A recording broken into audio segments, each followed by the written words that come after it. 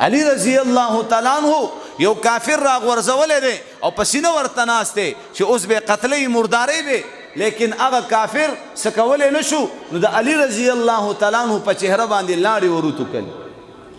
نو علی رضی الله تعالی عنہ دغه کافر پرېښوستو ورته وایي پاس.